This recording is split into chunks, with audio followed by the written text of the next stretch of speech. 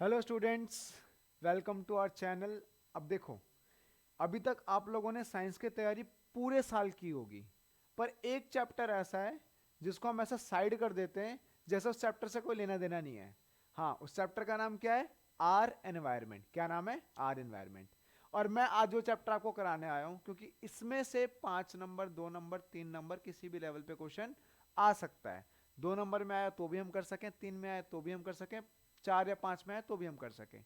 देखो, चैप्टर बहुत आसान है, पर इसको छोड़कर जाने की गलती मत करना, क्योंकि आसान चैप्टर में जो क्वेश्चंस आते हैं ना, उनका लेवल बहुत टेढ़ा मेढ़ा आ जाता है बहुत बार। तो हमें इस बात का ध्यान रखना है, इस चैप्टर को पूरा करके जाएंगे हम, ताकि कोई भी पार्ट ना छूटे। और हमारा टारगेट है 80 ऑन 80 का, इसलिए लेक्चर भी रिकॉर्ड कर रहा हूं मैं। बहुत सारे बच्चों की रिक्वेस्ट है कि सर आर एनवायरमेंट सब छोड़ देते हैं, आप वो कराकर हमें वीडियो के थ्रू भेज दो हमें, या ऑनलाइन अपलोड कर दो। तो ये सबके लिए है। इस चैप्टर को मैंने भी बहुत फास्ट कराया है, क्विक रिवीजन हो जाएगी तुम्हारी, और जाने से पहले देखकर चले जाना। मैं श्योर हूं कि आपको बहुत बहुत बहुत अच्छा फील होगा जब आप इस चैप्टर को देखोगे अपने बोर्ड्स के एग्जाम में कि यार भाई, पेपर तो यहीं से आ रहा है सारा का सारा। टॉपिक सिंपल है, आसान है, बचपन से पढ़ते हुए आ रहे हैं, बट फिर भी हमें लिखना नहीं आता बहुत बार उसके बारे में। तो हम इस चैप्टर का एक बार रिवीजन कर लेंगे, जिससे हमारे लिखने की प्रैक्टिस भी बेटर हो जाए। तो चलो स्टार्ट करते हैं। चैप्टर का नाम क्या है? Our environment. ठीक है, पहला टॉपिक क्या है हमारे यहाँ पर? इकोसिस्टम। क्वेश्चन ये पूछा गया है, व्हाट इज इकोसिस्टम? इकोसिस्टम क्या होता है? All the interacting organism. क्या है?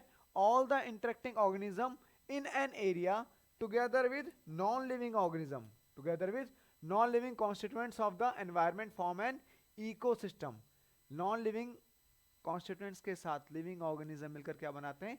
इकोसिस्टम बनाते हैं। एग्जांपल के तौर पे हमारे पास क्या है? Forest, pond, rain, air, soil, ये सारे क्या हैं? ये सारे मिलकर क्या बना रहे हैं? हमारा इकोसिस्टम। अब हमारे पास कितने टाइप के इकोसिस्टम होते हैं? हमारे पास दो टाइप के इकोसिस्टम होते हैं। एक होता है हमारा नेचुरल इकोसिस्टम, दूसरा क्या होता है? Man made ecosystem. इस पे क्वेश्चन आया हुआ है। तो नेचुरल इकोसिस्टम में हम किसको कंसीडर करते हैं? सर फॉरेस्ट को कंसीडर करते हैं, लेक को कंसीडर करते हैं, ओशन को कंसीडर करते हैं। पर वहीं पर अगर मैं आर्टिफिशियल की बात करूं, आर्टिफिशियल इकोसिस्टम में क्या आता है हमारा? हमारी क्रॉप फील्ड जिसपे हम खेती करते हैं, हमारा एक्वेरियम, हमारा गार्डन, ये हमने खुद बनाया है। तो ये क्या है हमारा सारा का सारा? Man made ecosystem. ठीक है, या हम इसे क्या बोल सकते हैं? Artificial ecosystem. Next, components of an ecosystem. मैंने बोला इकोसिस्टम दो चीजों से मिलकर चलता है, एक होता है बायोटिक, दूसरा क्या होता है? एबायोटिक। एबायोटिक कौन सा होगा? सारे नॉन लिविंग कॉन्स्टिट्यूएंट्स इकोसिस्टम के, जैसे हवा, पानी, ये सारे क्या है? Non living. सॉइल, ये सारे नॉन लिविंग कॉन्स्टिट्यूएंट्स हैं। और लिविंग कॉन्स्टिट्यूएंट्स क्या है? जितने भी फ्लोरा और फौना है, ये सारे मिलकर क्या बनाते हैं? Living constituents of ecosystem. अब देखो, एबायोटिक कंपोनेंट्स क्या है? Air, water, land. Biotic components क्या है? Plants and animals. अब ये भी डिवाइडेड है किसमें? हमारे प्रोड्यूसर, कंज्यूमर और डिकम्पोजर में। किसमें डिवाइडेड है? प्रोड्यूसर, कंज्यूमर और डिकम्पोजर में। अगर कंज्यूमर की बात करूं, वो भी 3 4 हिस्सों में डिवाइडेड है। Herbivore, carnivore, omnivore, parasites. Herbivore, carnivore, omnivore और पैरासाइट्स। ठीक है, ये किसके पार्ट हैं? कंज्यूमर के। यहां पर क्या आ गया हमारा? डिकम्पोजर्स। डिकम्पोजर्स कौन होते हैं? वो जो एनवायरनमेंट को पूरा क्लीन करके रखते हैं। देखो, इस पे भी क्वेश्चन आया हुआ है कि व्हाट आर डिकम्पोजर। हम सबकी डेफिनेशन देखेंगे अभी आगे, जैसे जैसे हम आगे बढ़ेंगे। अब एबायोटिक कंपोनेंट्स के बारे में जैसा कि मैंने बता दिया था, all the non living components क्या कहलाते हैं? Abiotic components. बायोटिक कंपोनेंट्स क्या होते हैं? ऑल द लिविंग कंपोनेंट, जैसे plant, animal, bacteria, fungi etcetera, ये सारे मिलकर क्या बनाते हैं? Biotic components. वहीं पर अगर मैं बात करूं आगे की, क्या था हमारा? प्रोड्यूसर्स। हमारे प्रोड्यूसर्स कौन होते हैं? all green plants and blue green algae can produce their own food using abiotic components। abiotic components में क्या आता है हमारा? Carbon dioxide, water, sunlight, chloroplast तो खैर पार्ट है किसका? लीफ का। लेकिन ये सारे क्या है? Abiotic components. उनकी हेल्प से क्या बना रहे हैं? अपना खाना खुद बना रहे हैं। इनको हम क्या बोलते हैं? प्रोड्यूसर्स। वहीं पर कंज्यूमर क्या होते हैं? जो डायरेक्टली और इनडायरेक्टली किस पे डिपेंडेंट है? प्रोड्यूसर्स पे। किस पे डिपेंडेंट है? Producers. Include all animals which depend on producers directly और इनडायरेक्टली फॉर देयर फूड। वो क्या कहलाते हैं? हमारे कंज्यूमर्स। क्या कहलाते हैं? कंज्यूमर्स। कंज्यूमर्स को फिर हमने डिवाइड किया हर्बीवोर्स, कार्निवोर्स, ओमनीवोर्स और पैरासाइट्स। हर्बीवोर्स कौन है? जो ग्रीन प्लांट्स पे डिपेंड करते हैं। Carnivores, flash eaters. Omnivores Yeats both plants and animals. Example human being, अच्छा खासा एग्जांपल है हमारे पास। पैरासाइट्स, ये कौन होते हैं? जो होस्ट की बॉडी पे रहते हैं उन्हीं को नुकसान पहुंचाते हैं और अपने आप को फायदा देते रहते हैं, अपना सर्वाइवल उसी पे टिका कर रखते हैं। क्वेश्चन पूछा गया यहां से कि व्हाट आर डिकम्पोजर्स, ये कौन होते हैं? These are those organism which decompose the dead plants and animals. Example bacteria और फंजाई, एग्जाम्पल बैक्टीरिया और फंजाई। ये किस में हेल्प करते हैं? रिप्लेनिशमेंट ऑफ नेचुरल रिसोर्सेज में बहुत ज्यादा हेल्पफुल होते हैं डिकम्पोजर्स हमारे लिए। इनको क्लीनर ऑफ द एनवायरनमेंट भी बोला जाता है। तो डिकम्पोजर्स की डेफिनेशन हम यहां से कर लेंगे। नेक्स्ट बढ़ते हैं। अब आता है हमारा बहुत अच्छा कंपोनेंट जिसे हम क्या बोलते हैं? Food chain. फूड चेन क्या होता है? एक सीरीज है किसका? ऑर्गेनिज्म का। किसका सीरीज है? ऑर्गेनिज्म का, जिसमें एक ऑर्गेनिज्म किसको खाता है? दूसरे ऑर्गेनिज्म को। किसकी तरह? फूड की तरह। एग्जांपल के तौर पे बचपन से पढ़ते आ रहे हैं, ग्रास को कौन खा रहा है? डियर। डियर को कौन खा रहा है? लायन। ग्रास को कौन खा रहा है? डियर। डियर को कौन खा रहा है? लायन। ये कितने ट्रॉपिक लेवल पे है? 3 ट्रॉपिक लेवल की फूड चेन है। अगर 5 की पूछ ली जाए, 4 की पूछ ली जाए, तो हमारे पास क्या आ जाता है? आपने देखा होगा grass, grass hopper, frog, frog को कौन खाएगा? स्नेक, स्नेक को कौन खाता है? हॉक। तो क्या हो गया? 5 लेवल ऑफ फूड चेन हो गया। अब फूड चेन में हम क्या करते हैं? एनर्जी को ट्रांसफर करते हैं। एनर्जी को क्या करते हैं? ट्रांसफर करते हैं। किस में? एक ट्रॉपिक लेवल में। जैसे एनर्जी ट्रांसफर होती है ना, उसी को हम क्या बोलते हैं? Trophic level. डिफरेंट क्या है हमारे? Trophic level. अब एनर्जी फ्लो कैसे करती है? अब एनर्जी फ्लो कैसे करती है वो देखो इस तरीके से करती है। पहली बात, फ्लो ऑफ एनर्जी हमेशा कैसा होता है? यूनी डायरेक्शनल, एक ही डायरेक्शन में एनर्जी फ्लो करेगी। ग्रीन प्लांट्स कितनी कैप्चर करते हैं? 1% एनर्जी कैप्चर करते हैं। कहां से? सनलाइट से। ठीक है, और उसको किसमें कन्वर्ट कर देते हैं? फूड एनर्जी में। किसमें कन्वर्ट कर देते हैं? फूड एनर्जी में। इसके बाद आता है हमारा 10% लॉ। मोस्ट इंपॉर्टेंट है, बहुत बार पूछा गया है बोर्ड्स में, बहुत बार पूछा गया है, मोस्ट इंपॉर्टेंट है। Only 10% of energy is transfer to the next trophic level. मतलब एक ट्रॉपिक लेवल से दूसरे ट्रॉपिक लेवल में जब एनर्जी जाएगी, कितनी जाएगी? केवल 10% ही ट्रांसफर होगी। बाकी 90% कहां जाती है? Lost as heat to the environment, some amount goes into the digestion and doing work, the rest goes towards the growth and reproduction. तो बाकी 90% एनर्जी यहां पर वेस्ट हो रही है। इस तरह से आगे कितनी जाएगी? केवल 10% एनर्जी जाएगी। An average of 10% of the food eaten is turned into its own body and made available for the next level of consumer। देखो कितना आसान है। 10% लॉ क्या कहता है कि भाई 10% एनर्जी ही ट्रांसफर हो रही है। अभी अच्छा खासा एग्जांपल है। ये क्या है हमारा? Trophic level. सबसे नीचे कौन आएगा? प्रोड्यूसर, सबसे ज्यादा क्वांटिटी प्रोड्यूसर की। उसके बाद कौन आएगा? प्राइमरी कंज्यूमर, सेकेंडरी कंज्यूमर, फिर क्या आएगा हमारा? Tertiary consumer. अब अगर प्रोड्यूसर के पास 1000 जूल एनर्जी है, कितनी है? 1000 जूल एनर्जी है, इसका कितना परसेंट आगे जाएगा? 10%, जो क्या हो जाएगा? 10/100। अगर मैं इसको परसेंटेज में करूं तो 10/100 कितना बचेगा? हमारे पास केवल बचेगा 100। 100 का भी 10% क्या होगा? 10/100। इसको काटूंगा तो कितना बचेगा? 10। 10 का भी 10% क्या है? 10/100। इसको कट करेंगे तो कितना बचेगा? Only 1 kilo joule. तो इस तरीके से हम क्या देख रहे हैं? एनर्जी पहली बात एक ही डायरेक्शन में फ्लो कर रही है, इस डायरेक्शन में, ठीक है, और एनर्जी लगातार क्या कर रही है? डिक्रीज होती जा रही है। इसी रीजन की वजह से हमारे पास मल्टीपल ट्रॉपिक लेवल नहीं हो सकते या बहुत सारे ज्यादा ट्रॉपिक लेवल नहीं हो पाते, क्योंकि एनर्जी बचती नहीं है लास्ट तक। ठीक है, नाउ नेक्स्ट, अब एक और टर्म आया हमारा यहाँ पर, बायोलॉजिकल मैग्निफिकेशन। अभी एनर्जी के बारे में हमने पढ़ा कि भाई एनर्जी हर एक लेवल पे क्या हो जाती है? कम होती जाती है, केवल 10% ही आगे ट्रांसफर होती है। बट कुछ पेस्टिसाइड्स या नॉन बायोडिग्रेडेबल एलिमेंट्स ऐसे हैं हमारे एनवायरनमेंट में, जिसको अगर हम देखें तो वो हर एक लेवल पे क्या कर जाते हैं? इंक्रीज कर जाते हैं। और इस फिनोमेना को हम नाम देते हैं, क्या नाम देते हैं? Biological magnification. क्या बोलता है? The concentration of harmful chemicals increases with every next tropic level in a food chain। Concentration किसका? हार्मफुल केमिकल का लगातार नेक्स्ट ट्रॉपिक लेवल पे बढ़ता जा रहा है, बढ़ता जा रहा है। इसी प्रोसेस को हम क्या बोलते हैं? Biological magnification. अब इसका सबसे ज्यादा हर्जाना किसको भुगतना पड़ता है? सबसे ज्यादा प्रॉब्लम किसको होगी इससे? ह्यूमंस को, क्योंकि सब टॉप के ट्रॉपिक लेवल पे कौन बैठा हुआ है? ह्यूमन बैठा हुआ है। ठीक है ना? तो बायोलॉजिकल मैग्निफिकेशन हमारा यहां पर हो गया। अब बढ़ते हैं आगे। अब आ गया हमारा फूड वेव। फूड वेव क्या होता है? जब मल्टीपल फूड चेन एक साथ काम करते हैं उसको हम क्या बोलते हैं? Food web. क्या बोलते हैं? Food web. देखो यहां लिखा है, in nature large number of food chains are interconnected forming a food web. हमारे नेचर में ही बहुत सारे टाइप की फूड चेन आपस में इंटरकनेक्टेड है, और इसी को हम क्या बोलते हैं, फूड वेब। इसी को हम क्या बोलते हैं, food web. Next, environmental problems. अब इस पे क्वेश्चन ना बहुत बेसिक बेसिक पूछे जाते हैं, पर बहुत बार हमारे पास इसका भी आंसर नहीं होता। क्या एनवायरमेंटल प्रॉब्लम्स हैं? अब जैसे जैसे पॉपुलेशन बढ़ रही है, जैसे जैसे हम एनवायरमेंट के आसपास देख रहे हैं, सीवेज वेस्ट बढ़ रहा है, हाउस होल्ड वेस्ट बढ़ रहा है, इतना सारा वेस्ट बढ़ रहा है, ये वेस्ट जाएगा कहाँ? कहीं ना कहीं तो इसका हमें सॉल्यूशन ढूंढना पड़ेगा। तो उसकी वजह से एनवायरनमेंट को बहुत सारी प्रॉब्लम हो रही है, और हम अपने लिए, अपने आप को बेटर करने के लिए, अपने एनवायरनमेंट को, अपने आसपास के एरिया को बेटर करने के लिए डिफॉरेस्टेशन कर रहे हैं, गार्बेज को मैनेज नहीं कर रहे, बहुत सारे ऐसी चीजें कर रहे हैं जो हमें नहीं करनी चाहिए। ठीक है, अब आगे बढ़ते हैं इसी पे ही। इसकी वजह से इतने सारी प्रॉब्लम्स क्रिएट हो रही हैं, और हमें इस पे ही बहुत अच्छे से काम करना है। इसी के बारे में तुमसे क्वेश्चन पूछ लिया जाता है। अब अगला टॉपिक क्या है हमारा, ओजोन लेयर। अगला टॉपिक क्या है हमारा, ओजोन लेयर। देखो, पहले तो हम समझेंगे ओजोन है क्या।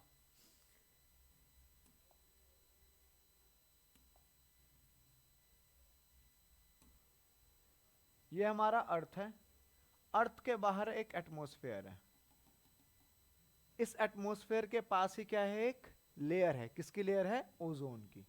किसकी लेयर है, ओजोन की। कैसे बनी है, जब सनरेज आकर टकराती हैं हमारे एटमॉस्फेयर के ऑक्सीजन के साथ। किससे टकराती हैं, एटमॉस्फेयर के ऑक्सीजन के साथ। यहां पर क्या थे, ऑक्सीजन, ऑक्सीजन। ये हमारी कौन सी रेज आई, अल्ट्रावायलेट रेज आई, इससे आकर टकराई। जैसे टकराई ये ऑक्सीजन ब्रेकडाउन हो गया किसमें, O प्लस O में। किसमें ब्रेकडाउन हो गया, O प्लस O में। फिर इसका जो एक O है, ये फिर रिएक्ट कर गया किसके साथ, ऑक्सीजन के साथ, और इसने क्या बना दिया, O3, and O3 is termed as our ozone. O3 is termed as ozone. अब क्या है ozone, it is a protective blanket around the earth which absorbs most of the harmful ultraviolet radiations of the sunlight. हमें पता है कि sunlight क्या देती है, बहुत सारी अल्ट्रावायलेट रेडिएशन। इससे कौन बचा रहा है हमें, ओजोन लेयर। कौन बचा रहा है हमें, ओजोन लेयर। अब इसकी वजह से हम बहुत सारे हेल्थ हजार्ड से बच सकते हैं। कैसे हेल्थ हजार्ड हो सकते हैं इसके, अगर ओजोन लेयर ना हो तो, skin cancer, cataract, week immune system, destruction of plants etcetera. ये सारी चीजें हैं जो कॉज होंगी अगर यहां पर ओजोन लेयर नहीं होती है। अब ओजोन लेयर हमारे एटमॉस्फेयर के हायर लेवल पे प्रेजेंट है।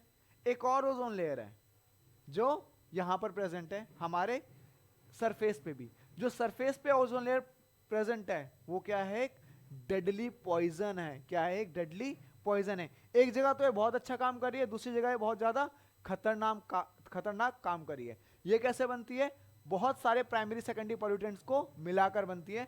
तो ये हमारे लिए बहुत ज्यादा खतरनाक है, पर किस लेवल पे, ग्राउंड लेवल पे। एटमॉस्फेरिक लेवल पे हमारे लिए क्या काम कर रहा है, हमें प्रोटेक्शन प्रोवाइड कर रहा है। किससे, किससे प्रोटेक्शन प्रोवाइड कर रहा है, अल्ट्रावायलेट रेज से। ठीक है, now next, formation of ozone. अभी मैंने समझाया आपको, यूवी रेडिएशन ब्रेक डाउन करते हैं किसको, ऑक्सीजन के मॉलिक्यूल को। किसमें ब्रेक डाउन होता है, O प्लस O में। फिर ये ऑक्सीजन एटम क्या हो जाते हैं, कंबाइन हो जाते हैं किसके साथ, ऑक्सीजन के मॉलिक्यूल के साथ, और क्या बना देते हैं हमारा ओजोन। क्या बनाते हैं हमारा ओजोन, जिसको हम किससे नोट करते हैं, O3 से। किससे नोट करते हैं, O3 से। अब हुआ क्या, ओजोन हमारे पॉल्यूशन करने की वजह से ओजोन की लेयर धीरे धीरे क्या हो गई, डिप्लीट होती चली गई। कौन सा पॉल्यूशन किया हमने इसमें, देखो यहां पर लिखा, thickness of the ozone layer over Antarctica was first observed in 1985 and was termed as ozone hole. Antarctica में सबसे बड़ा होल देखने को मिला मुझे, किसका, ओजोन का। अब ये हुआ क्यों, इसके पीछे रीजन क्या था, कि हम किसका इस्तेमाल कर रहे थे, क्लोरोफ्लोरोकार्बन का। किसका इस्तेमाल कर रहे थे, क्लोरोफ्लोरोकार्बन का, जो कि क्या है, एक सिंथेटिक केमिकल था, जिसने इसको जिसने इसमें सबसे ज्यादा कंट्रीब्यूट किया इस होल को बनाने में। अब ये कहां यूज होता था, हमारे रेफ्रिजरेटर्स में, एसीज में, फायर एक्सटिंग्विशर्स में, एरोसोल स्प्रेज में। अब हमने क्या किया, अब भाई कोई प्रॉब्लम हो रही है अगर एनवायरनमेंट में, हम उसका सॉल्यूशन भी तो ढूंढेंगे ना। इसके चक्कर में एक मीटिंग की गई, जिसको हमने क्या नाम दिया, क्योटो प्रोटोकॉल। कहाँ की गई थी मीटिंग, क्योटो में, इसलिए इसका नाम क्या रखा है, क्योटो प्रोटोकॉल। कब की गई, 1987 में। कब की गई, 1987 में। किसने किया था इसे, यूनाइटेड नेशंस एनवायरनमेंट प्रोग्राम ने। किसने किया था, यूएनईपी ने, यूनाइटेड नेशन एनवायरनमेंट प्रोग्राम ने किया था। इसे किस लिए किया था, क्योंकि ये बहुत बड़ा मेजर कंसर्न बनता जा रहा था। अगर ओजोन होल बढ़ता चला गया तो अल्टीमेटली अल्ट्रावायलेट रेस कहां पहुंचने स्टार्ट हो जाएंगी, अर्थ के सरफेस पे। एंड अल्ट्रावायलेट रेस का अर्थ के सरफेस पे पहुंचने का मतलब मैंने तुम्हें बता दिया था कितने सारे हजार्ड्स होते हैं, बताया था ना यहाँ पर, skin cancer, cataract, week immune system, destruction of plants. तो इस बात का ध्यान रखना है कि ओजोन लेयर की परत को सबसे ज्यादा डिस्ट्रक्शन कौन प्रोवाइड करता है, CFCs, क्लोरोफ्लोरोकार्बन। अब बढ़ते हैं आगे, गार्बेज डिस्पोजल। इस पे एनसीईआरटी कर रहा हूं मैं, सॉरी, सीबीएसई ने बहुत बार क्वेश्चन पूछा गया है। क्या क्वेश्चन पूछा है, पहली बात तो ये क्वेश्चन आ जाता है, what is the difference between biodegradable and non biodegradable waste. तो बायोडिग्रेडेबल क्या होता है, substance which can be decomposed by the action of micro organism. किसके एक्शन से डिकम्पोज हो जाए, माइक्रो ऑर्गेनिज्म के एक्शन से, उनको हम क्या बोलते हैं, बायोडिग्रेडेबल वेस्ट। एग्जाम्पल के तौर पे कौन है हमारे पास, fruit, vegetable, peels, cotton, jute, dung, paper. जो हमारे घर में सब्जियां आती हैं वो सारी क्या है, बायोडिग्रेडेबल। फल जो खाते हैं वो क्या है, बायोडिग्रेडेबल। पेपर क्या है, बायोडिग्रेडेबल। वुड क्या है, बायोडिग्रेडेबल। ये सारे वो सब्सटेंस हैं जो अपने आप ही इस नेचर में खत्म हो जाते हैं, किसकी हेल्प से, माइक्रो ऑर्गेनिज्म की हेल्प से। इवन अगर कोई किसी एनिमल की डेड बॉडी पड़ी, वो भी तुम थोड़ा टाइम बाद देखोगे अपने आप ही खत्म हो जाती है। कौन है उसके पीछे काम करने वाला, इसके पीछे काम करने वाले कौन से, हमारे माइक्रो ऑर्गेनिजम्स हैं, जिनको हम क्या बोलते थे, डीकंपोजर्स। तो जो आराम से टूट जाए, ब्रेक डाउन हो जाए, इस नेचर में मिल जाए, उसको हम क्या बोलते हैं, बायोडिग्रेडेबल। और जो नहीं मिलेंगे उनको हम क्या बोलेंगे, नॉन बायोडिग्रेडेबल। एग्जाम्पल के तौर पर plastic, that's why plastic is ban at many states, in many states, sorry, plastic is ban ना। क्यों बैन है भाई, क्योंकि प्लास्टिक नॉन बायोडिग्रेडेबल सब्सटेंस है। Polythenes, metals, synthetic fibres, radio active waste, pesticides, जिसकी हम बात कर रहे थे बायो मैग्निफिकेशन, बायोलॉजिकल मैग्निफिकेशन में, वो भी क्या है, एक नॉन बायोडिग्रेडेबल सब्सटेंस है। अब माइक्रो ऑर्गेनिज्म कैसे डिकम्पोज करते हैं, वो क्या करते हैं, एक एंजाइम रिलीज करते हैं, जिससे बॉडी धीरे धीरे, या प्लांट धीरे धीरे, या जितने भी हमारे वेजिटेबल पील्स हैं धीरे धीरे सड़ने स्टार्ट हो जाते हैं और धीरे धीरे वो डिकम्पोज हो जाते हैं। अब हम कैसे इस वेस्ट डिस्पोजल को संभाल सकते हैं, सबसे पहला प्रोसेस क्या है, बायोगैस प्लांट। अगर पेपर में आता है तो सबसे पहले हम क्या करेंगे, हम ट्राई करेंगे कि रीयूज करें, क्या करें, हम चीजों को रीयूज करें। दूसरा, रीयूज से जब बात नहीं बनेगी तो क्या करेंगे, हम रिसाइकल करें। सबसे पहले वैसे पॉइंट आता है रिड्यूस, कि हमें यूज ही नहीं करना नॉन बायोडिग्रेडेबल वेस्ट को या नॉन बायोडिग्रेडेबल सब्सटेंसेस को, रिड्यूस करेंगे। फिर क्या करेंगे हम, अगर रिड्यूस नहीं कर पा रहे तो रीयूज करेंगे, रीयूज भी नहीं कर पा रहे तो हम रिसाइकल करेंगे। फिर क्या करेंगे हम, रिसाइकल। अगर तुमने नोटिस किया होगा बहुत जगह पर ऐसे एक साइन बना होता है रिसाइकल का, या बहुत सारे प्लास्टिक पे लिखा होता है this is a recyclable plastic. उसका रीजन क्या है कि इसकी वजह से एनवायरनमेंट में ज्यादा पॉल्यूशन नहीं होता, हम उसको वापस क्या कर सकते हैं, रिसाइकल कर लेते हैं।